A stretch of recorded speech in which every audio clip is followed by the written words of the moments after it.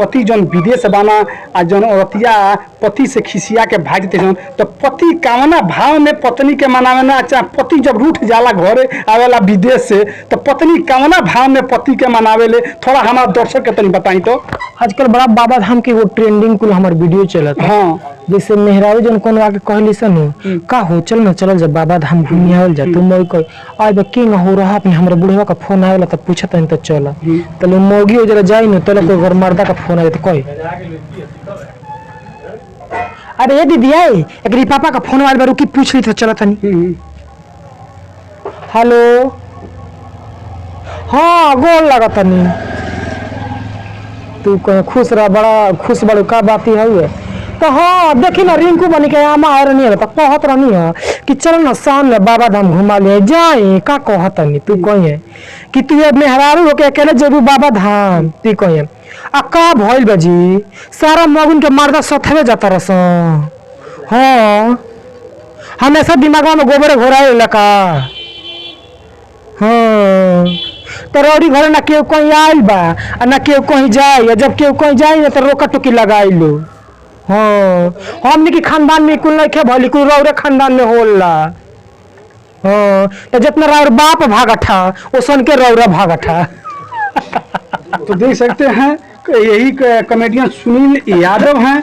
और देखिए गुस्साना रिसियाना उसी समय अच्छा लगता है जब कोई मनाने वाला घर पे हो। जब पत्नी जब रूठ जाती है तो पति किस भाव में मनाता है वो आप लोगों ने सुनील यादव कॉमेडियन सुनील यादव के माध्यम से सुने हैं देखे हैं। जय हिंद वंदे मातरम। मैं इस वक्त पहुंचा हूं बिहार के गोपालगंज जिला के बीजोपुर प्रखंड के अंतर्गत एक आता है सियारा हकातुर गांव और मैं उसी गांव में पहुंचा हूं। आप लोगों ने सोशल मीडिया पे और यूट्यूब फेसबुक और इंस्टाग्राम पे अक्सर इनको देखे होंगे और जानते ही पहचानते होंगे ये कौन है। इनका नाम कॉमेडियन सुनील यादव इनका नाम है और मैं इनके घर पे पहुंच चुका हूं और इनसे रूबरू कराऊंगा जानने का प्रयास करूंगा कि आखिरकार ये सोशल मीडिया पे काफी तेजी से वायरल हो चुके हैं। हालांकि औरतों के छाव भाव में ये कॉमेडी करते हैं और लोगों को मनोरंजन करते हैं। हालांकि बहुत ही अच्छे कलाकार है इनसे बात करने का हम प्रयास करेंगे। सुनील सबसे पहले तो हमारे चैनल में आपका स्वागत है। नमस्कार नमस्कार जितने भी आपके दर्शक देखे वाला बानी लो चाचा चाची हमार भौजी लो हमार भाई लो सबके सादर प्रणाम बा।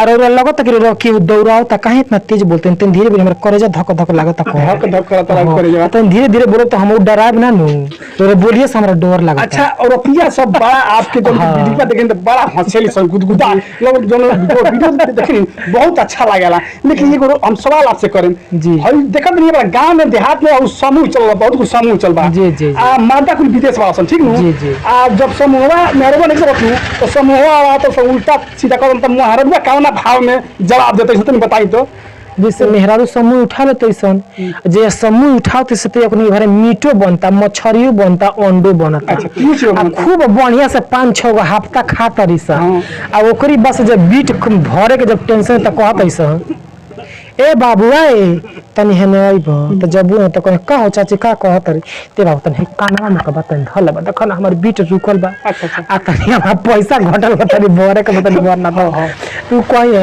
ए चाची तू का कहलू पैसा उठा के हो कि एबरा तारे काने में के बांधे धरे के पड़ता तू कहे ए बाबू 3-3 गो समूह ठन त बाबू के बियाह कहां से भइल और जमाल बनाई रहल और दुकान बफर सिस्टम बनाई रहल स्टेज बनाई रहल यही पैसा खातिर बनाई हो कहां से नहीं वो को पैसा उठा के कोई नहीं है तब बाबू कहाँ बालो कमाए गइल कमाए जाइल तो भाड़ा ना जाई तू कहे कहाँ गइल कमाए अबे मेहरारू घर माल रही के दिन रात चाटत रहे। अच्छा अच्छा वो धान वाला जो रोपनी की सीजन सावन के महीना चलल बा सावन के पावन महीना चल बा उनमें रहुआ एगो धान के खेत में जाके रोपाई करता नहीं काफी आपके अच्छा सुंदर वीडियो वायरल होइल बा ओकरा बारे में का जनता के जनता जानता और जो कि हमारा दसो संदेश रुपया देवे चाहता नहीं जी जी जैसे धान के हम वीडियो डालले में बड़ा बढ़िया चलल बा जोन कि में जैसे मेहरारू कोनो काम करत रहेली सन आ वही प्रेशर में ओकरे पति के फोन आ जाला न तो सारा खिसिया वही के ऊपर निकाल देली सन।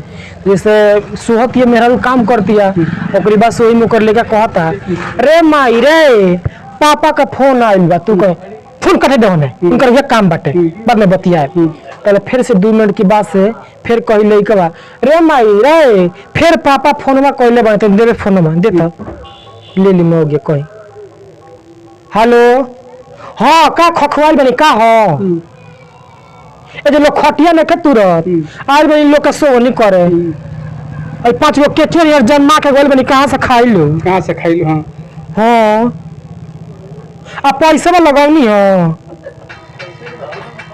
और ट्रैक्टर वाला पानी वाला कपारे पे चढ़ल न बजी तू कहीं 3-4 दिन मान नहीं खेल सकत का तो हाँ मानत लो रोरी दीदिया का भात तारने वालों की मानत लो।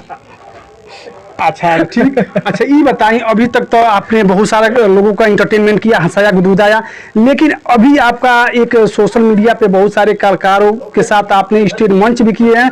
अभी आपके पवन सिंह का भी ऑफर आया था, पवन सिंह खेसारी भैया जो कि ट्रेंडिंग स्टार के नाम से, सरस्वती पुत्र के नाम से जानने वाले पवन सिंह का भी ऑफर आपके पास आया था एल्बम या पिक्चरों में काम करने के लिए। तो पवन सिंह ने किया आपको बोले?